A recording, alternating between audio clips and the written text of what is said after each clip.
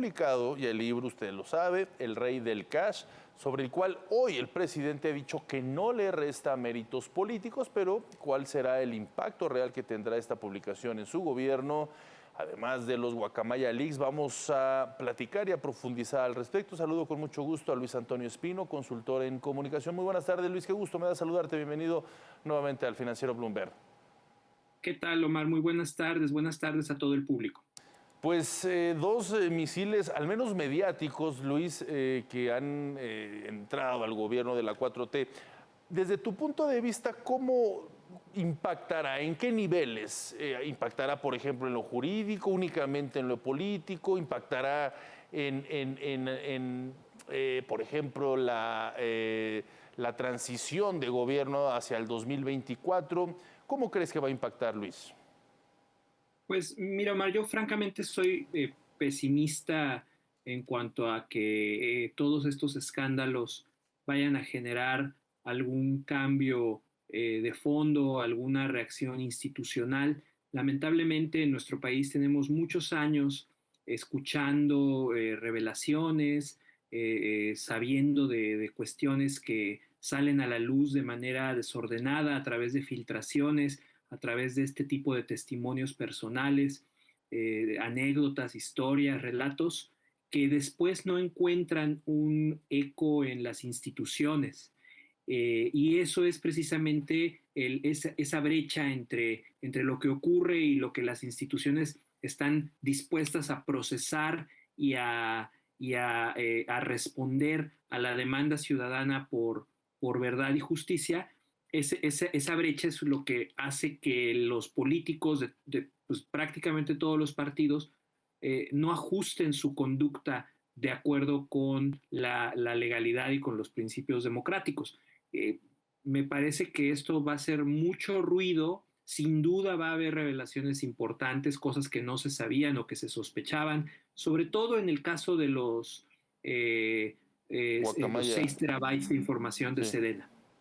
Sí, sí, exactamente. Creo que tiene una evidencia mucho más concreta los Guacamaya Leaks, que el testimonio, que ella misma lo dice, Elena Chávez, es un testimonio, no es un trabajo periodístico con evidencias. No obstante, es un testimonio que incluso el mismo presidente reconoce, un testimonio político, pues por haber vivido 18 años con una de las personas más cercanas del presidente. Es decir, Elena Chávez sí vivió muy de cerca el poder, el desarrollo, el movimiento que encabezó el presidente López Obrador, y quizá de ahí pues no se salga la relevancia. Como dices, difícil va a ser que se judicialice. Que se judicialice y sobre todo que se investigue a fondo para Ujú. que no quede todo esto en un relato de una persona que, bueno, vamos a suponer de buena fe que efectivamente eso es lo que vivió y tiene el valor civil de ahora ponerlo en blanco y negro y publicarlo y dar la cara y dar su nombre, que eso creo que sí tiene un valor que hay que reconocerle. Ahora, a mí me parece que en términos, por ejemplo, del impacto en la popularidad o en la aprobación del presidente, pues yo creo que ya ahí las creencias están muy sólidas. Yo creo que quienes prefieren el relato a la evidencia van a seguir prefiriendo el relato del hombre honesto, del héroe providencial que está reivindicando a un pueblo victimizado. Quienes son críticos del presidente, pues van a decir, aquí está una prueba más de que no es quien dice ser, y habrá una mayoría de ciudadanos desinteresados en los detalles de la política, en los chismes, dimes y diretes, que simplemente oye el ruido y dice, pues son los políticos siempre hablando de dinero, siempre hablando de cosas truculentas y nunca enfocándose realmente en lo que tendrían que estar concentrados. Así es, comentabas algo muy importante, estamos en una etapa de relatos y todo esto también tiene mucho que ver con esta algarabía, con el incremento en la tensión rumbo al 2024, y pues es cuando todos echan mano de lo que sea o lo que tengan al alcance, pues para desprestigiarse, sea la oposición, sea el gobierno, incluso dentro de mismo Morena, ¿no? Al salir nombres, por ejemplo, en este libro muchos dicen, pues es momento de filtrar, o no filtrar, más bien hablar de esta información que impacte a una de las corcholatas. Todo el mundo va a usar estos elementos y más, algunos que todavía a lo mejor ni conocemos, precisamente para atacar, y también ahí hay que tener cuidado, Luis. Pues sí, porque digo, al no haber consecuencias reales, al no existir sobre todo un aprendizaje colectivo de por qué pasó esto, quiénes lo permitieron, qué instituciones fallaron, por qué el Congreso de la Ciudad de México o el Congreso Federal no intervinieron a tiempo, por qué no se enteró las auditorías, las contralorías, los órganos de fiscalización. O sea, eso creo que sería realmente la discusión interesante y útil y necesaria en México. ¿Por qué nos sigue pasando? ¿Por qué nada más va cambiando el nombre del escándalo y los protagonistas? Pero es crónico, es recurrente, es un mal ya muy arraigado.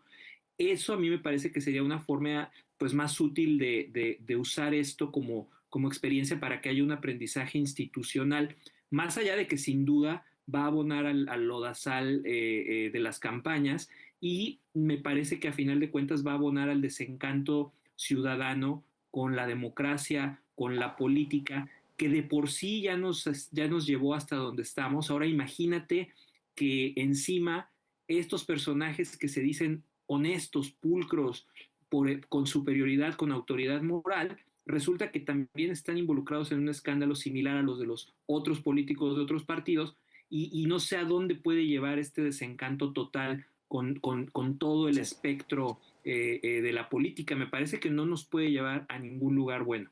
Claro, porque una cosa además, Luis, es el presidente y otra cosa es todo el sector, el abanico político y que ellos están amparando precisamente ante el paraguas o bajo el paraguas del presidente y como bien dices, la impunidad puede seguir precisamente porque estas personas se acogen al paraguas y este escudo moral del presidente, su honestidad y no por ello quiere decir estrictamente que muchos políticos pues son o están limpios, ¿no? Y eso también puede perjudicar, como bien dices, a la transparencia o que la impunidad se siga imponiendo en nuestro país. Sí, exacto. A mí no me da gusto que los seguidores del presidente pues se den cuenta de lo que está pasando si no hay una consecuencia y un aprendizaje, porque a final de cuentas que la decepción, que los decepcionados seamos todos de todos los políticos no ayuda a México y creo que ahí es tal vez donde podríamos poner el foco para tratar de empezar a arreglar esta madeja tan apretada de complicidades y de corrupción en la que hemos todos de alguna manera contribuido a convertir a la política. Claro. Pues seamos pacientes, seamos responsables, seamos maduros para analizar toda esta información. Mientras tanto, te agradezco, Luis Antonio Espino, consultor en comunicación, estas palabras, este análisis para el financiero Bloomberg. Al contrario, buenas tardes, gracias.